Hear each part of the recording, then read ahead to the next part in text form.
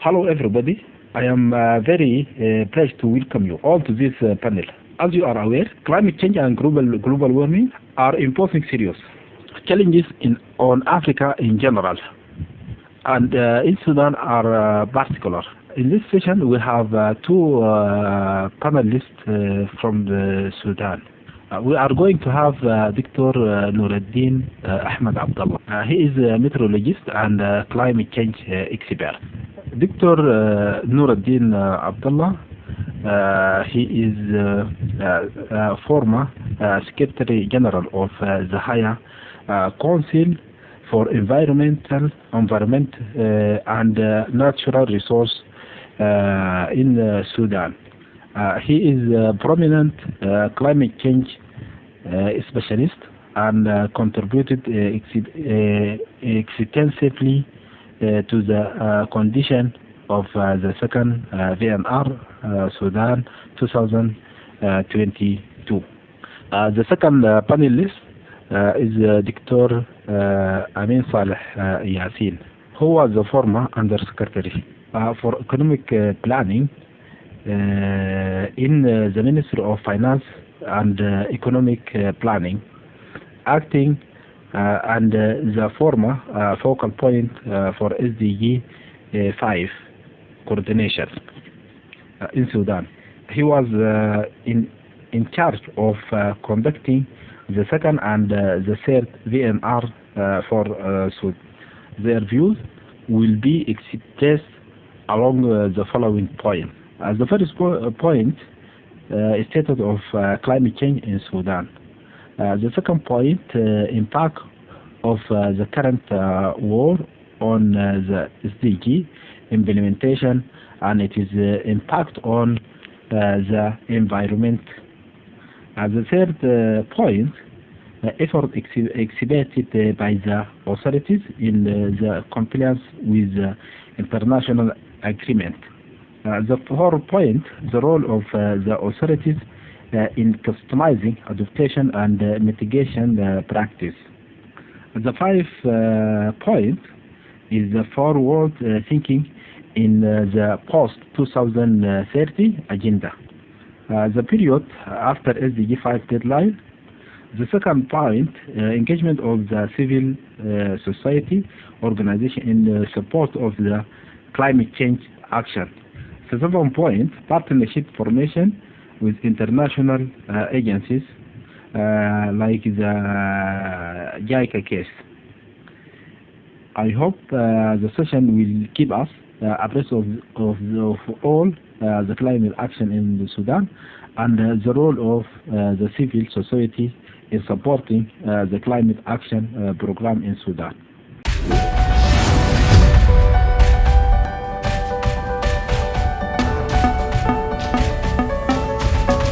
Bismillahirrahmanirrahim. Hello everybody.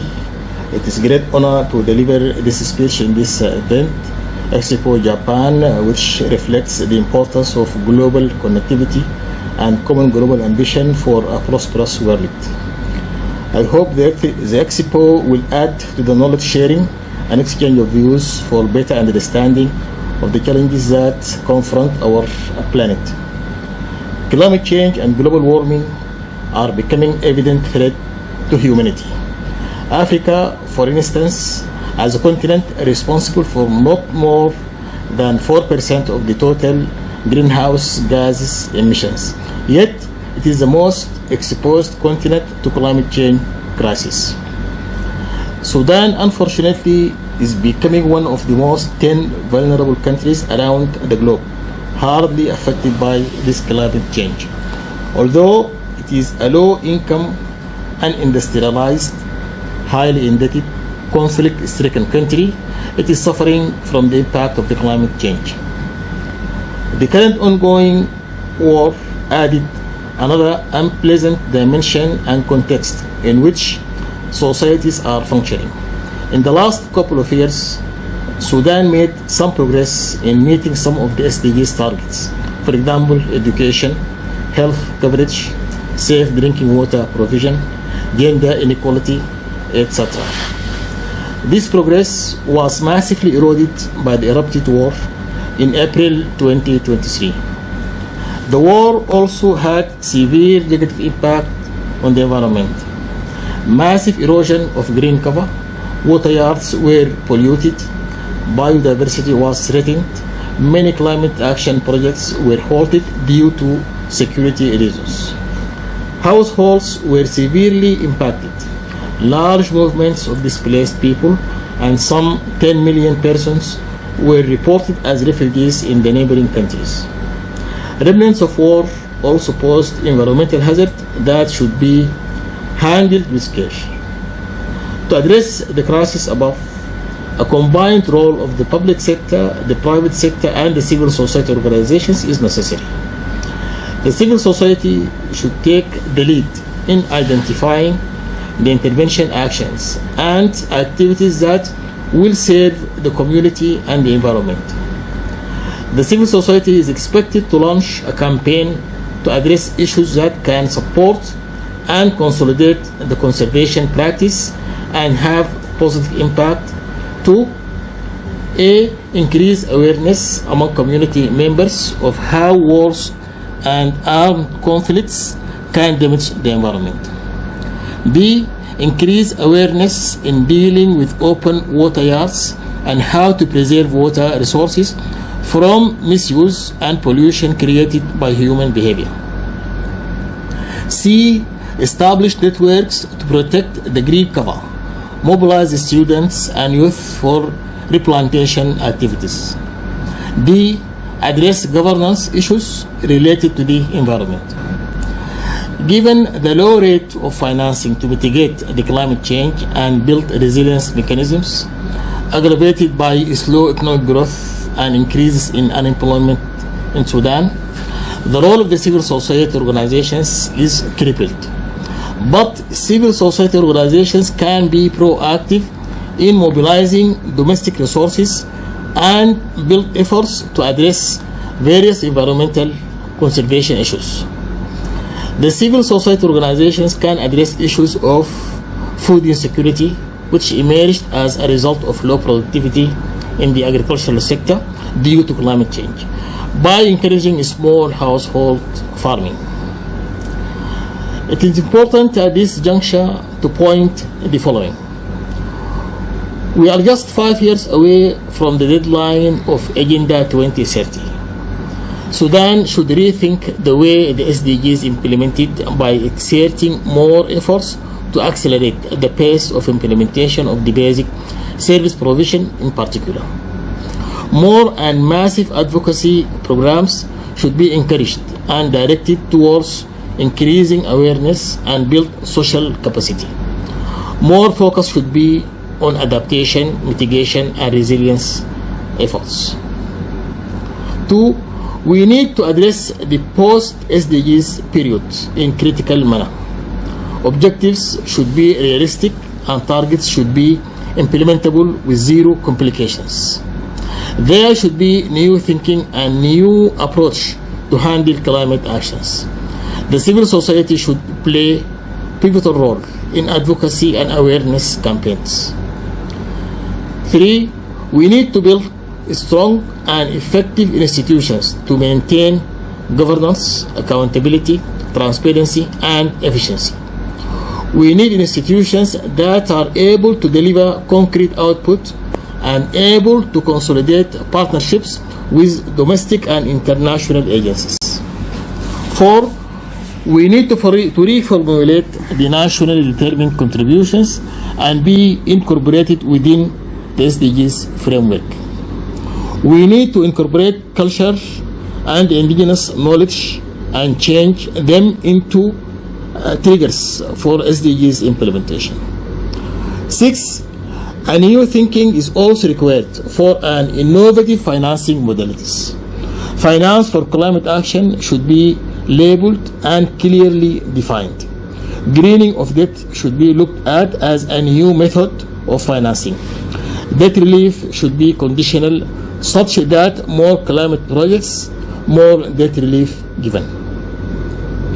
We hope the next 5 years will witness more concrete and deeper collaborative work for the implementation of robust climate action activities that will support adaptation and resilience, and witness concrete efforts by the civil society organizations in the area of environment conservation. Thank you for your attention.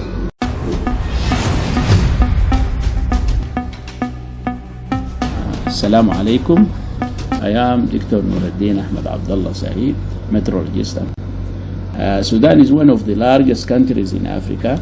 Its total area is 1,882 kilometers square, much of which is comprised of arid lands and deserts, more than 60%.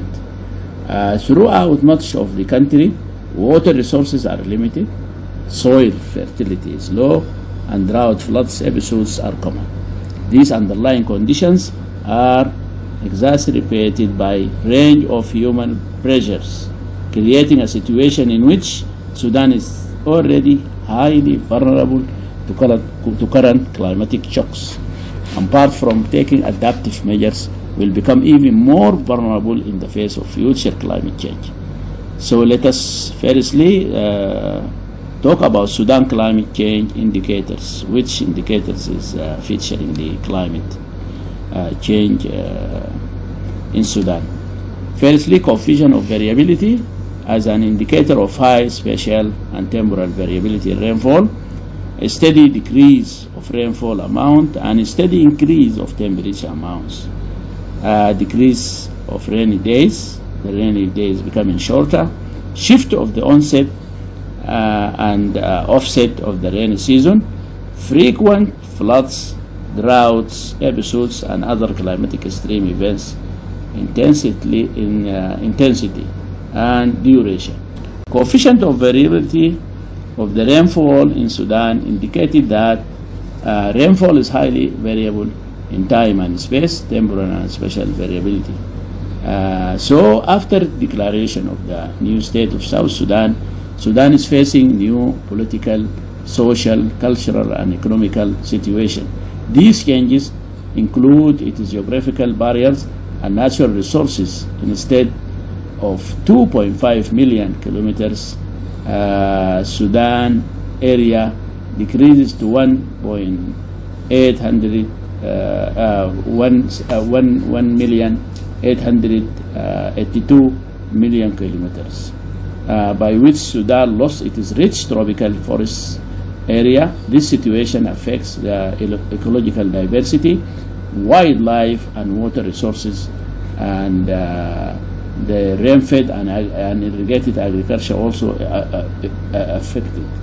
Most of the remaining land classified as desert or semi-desert. However, all the country is now quite vulnerable to changes in temperature and precipitation. The country inherent variability may best be captured by the fact that food security is mainly determined by rainfall, particularly in the rural areas where more than 65% of the population lives. The country experienced many devastating floods, droughts events during the last 3 decades. These negative climatic episodes anticipated to continue and to exacerbated by the effect of climatic variability and change, leading to more frequent, much extreme and longest duration disasters. So, the impact of climate change on disaster risk are profound, complex, and somewhat uncertain. However, it is clear that climate change is increasing the frequency and severity of some hazards, increasing people vulnerability, for example, and exposure to regularly experienced shocks and stresses, and increasing uncertainty and unexpected events. This actually what happened during the last 2 decades. During the last war between Sudan Armed Force and the paramilitary Rapid Support Forces, which started in April 2023, this war shaped the country with black shadows and exacerbated the duration of vulnerability, and generally led to, number one, in the livelihoods agricultural productivity suffer, and displaced population face greater vulnerability. 2. Resources competition. The scarcity of water and land increased disputes between farmers and herders. Number 3, displacement and migration. The climate disasters force people from homes, and war make reallocation unsafe. Humanitarian crisis and diseases, flood damage, infrastructure, food security worsening, and diseases spread. So number 5, environmental degradation, where war destroys infrastructure, causes deforestation and pollution. So let us also speak about Sudan efforts to combat climate change. Sudan over recent years has launched a number of efforts with international partners, in collaboration with international partners. This aimed at adapting, mitigating, and building resilience.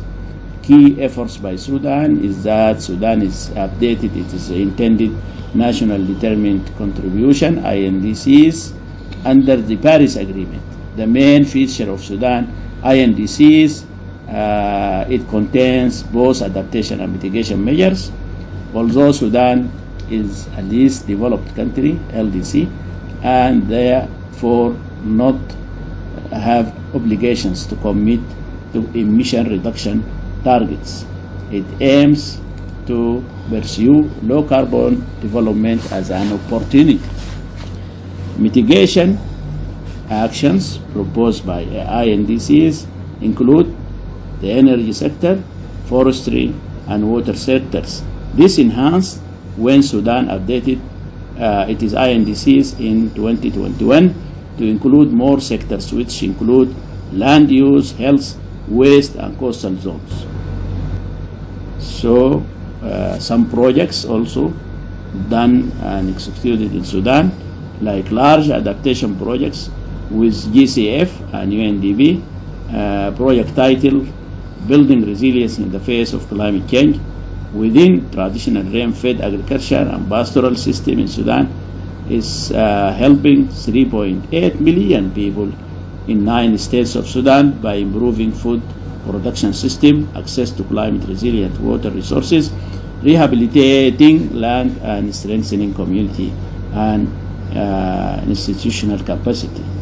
The project is funded by the Green Climate Fund, GCF, together with co-finance from the Sudanese government and support from UNDP.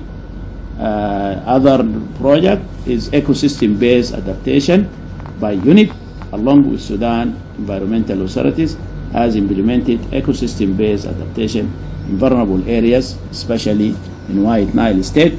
Activities include rangeland regeneration and afforestation, and insulating shelters belts, rainwater harvesting, solar-powered water pumps, and improved cook stoves.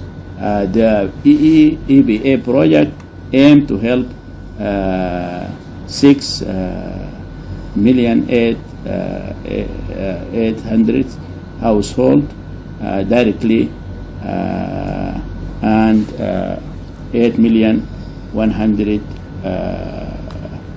indirectly. Water and food security initiative includes also another project, includes building wells, sand dams, water storage infrastructure, promoting clean water access, helping livestock and irrigation, using climate resilient agriculture practices. There is also a project building climate resilience in agriculture and water sector in Sudan, intended to reduce vulnerability of small-scale farmers and pastoralists. Institutional and policy integration. Sudan has committed under international agreements, Paris Agreement and the UNFCCC, and under the Sustainable Development Goals, especially SDG 13, which is called Climate Action, to integrate climate measures into national policies, strengthening capacity and improve early warning.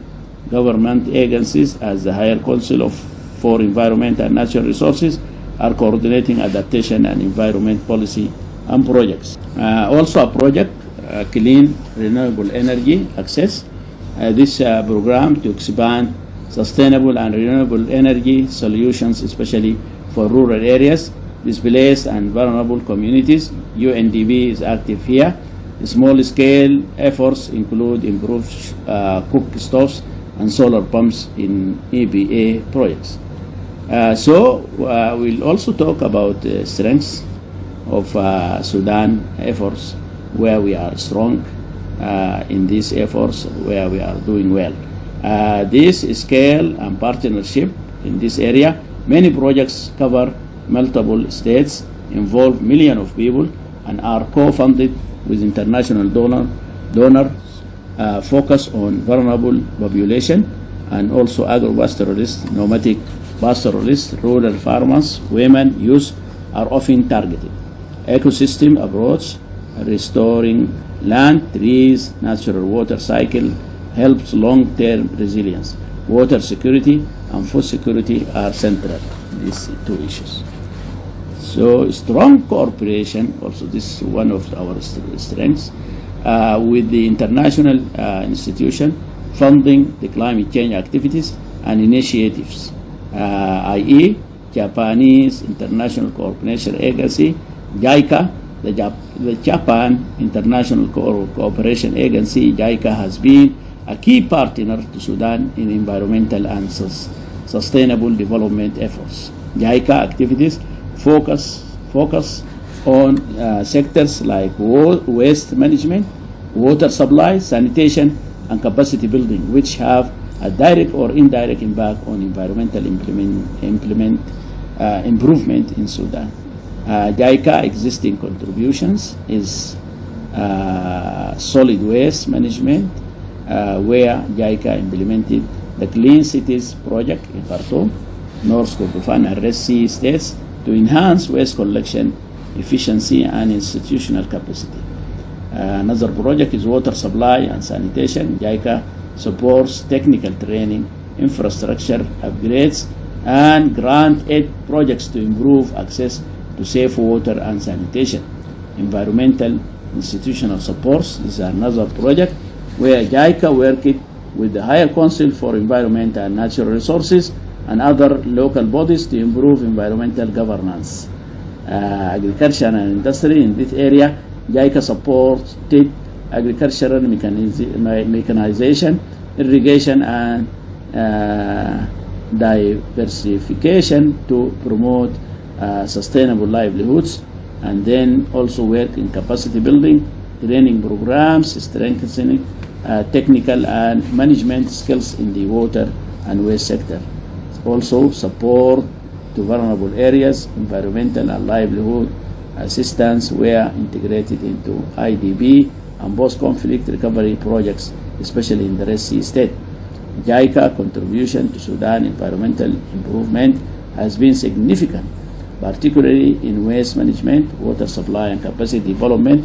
Expanding these efforts and incorporating climate resilience and renewable energy will further strengthening Sudan's path towards sustainable environmental management.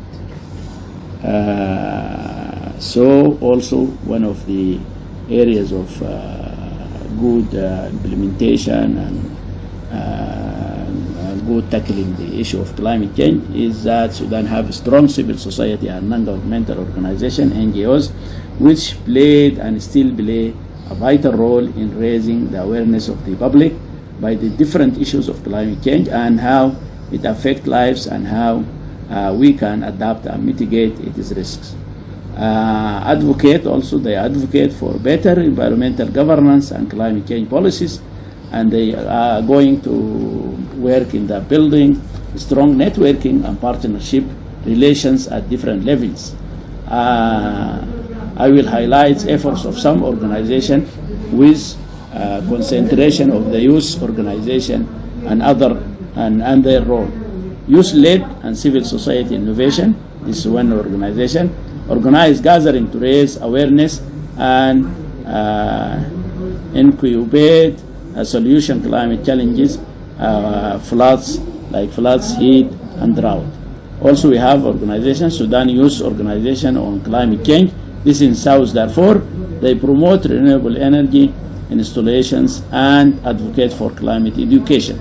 To increase the impact in combating climate change, NGOs in Sudan may consider strengthening and scaling up among the following areas: awareness and education, technical capacity and research, community-based adaptation and mitigation, policy advocacy and governance partnership and networks, youth engagement and innovation, focusing on vulnerable groups.